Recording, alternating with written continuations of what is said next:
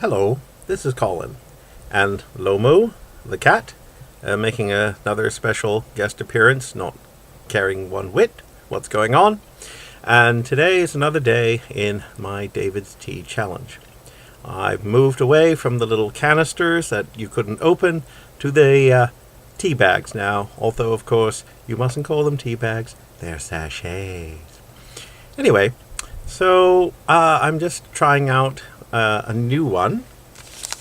Now, this is what I would call sort of an aspirational tea. I mean, they're not really saying this is medicinal, but they're thinking, we can just sort of push the idea that this is going to make you a better person.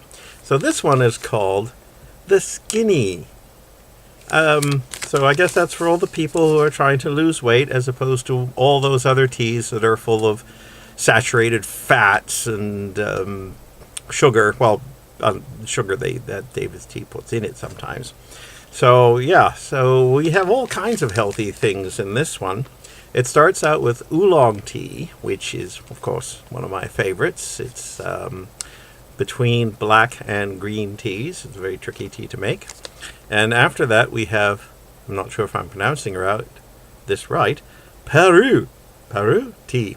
Now, Peru is a kind of tea which you're a real tea connoisseur if you can appreciate the attraction of Peru. It's considered the most special of.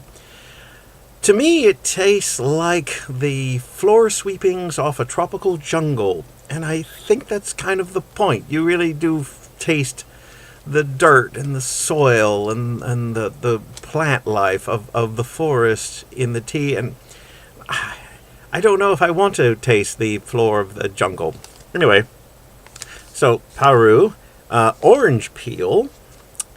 I'm not sure if I'm pronouncing this right either. Eleuthero root. Eleuthero root is also known as Siberian ginger. It's been oh, there goes the cat. She doesn't care. It's been a traditional medicinal item in Chinese, Korean, and even Russian traditional medicines, and with natural flavoring. Now, of course, I've discussed this before. Who knows what natural flavoring is? Well, it's natural. Sugar. And, sometimes if you are doing a tea mix, you might be tempted to add a little sugar to, punch up the flavor and make a tea more attractive to people who are not familiar with tea. So, I made, since this was in a tea bag, or a sachet, as they like to say, I actually put it in a teapot. I mean, I don't usually use a teapot. I use a tea press or one of those Chinese teapots where you drop the screen in and it circulates. So here we go. You can certainly can smell the orange. Let's see.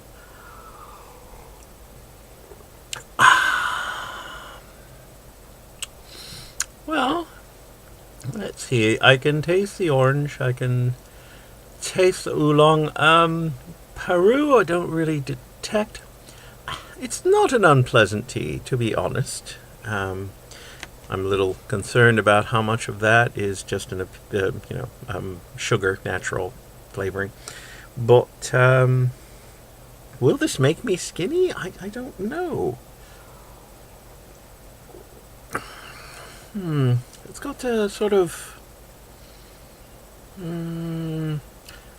Maybe this is a ginger root. Something of a little medicinal taste to it. Something I've tasted in other Chinese teas, which are more based in,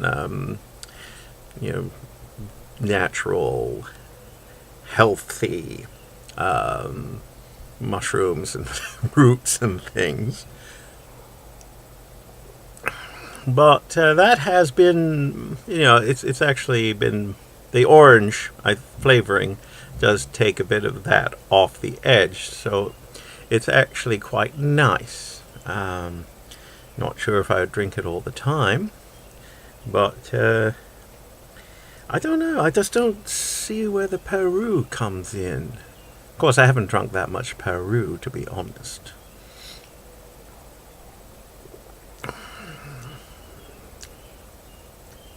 Oh, no, it's not a bad tea. It's got a pretty mild flavor, slightly sweet. And I think the ingredients seem to work together for the most part. I mean, you have so many teas I've come across which are more like potpourri than tea. They have so many elements and so many flavors acting at once. These ones seem to work more or less in concert. So it does, yeah, it's kind of like, I think the thing that really does strike me is the ginger and the orange. Oolong and the Peru is a bit hard to detect, but it's not bad, I suppose. Whether or not I'll get skinny drinking it is another question, of course. But, yeah, not bad, David.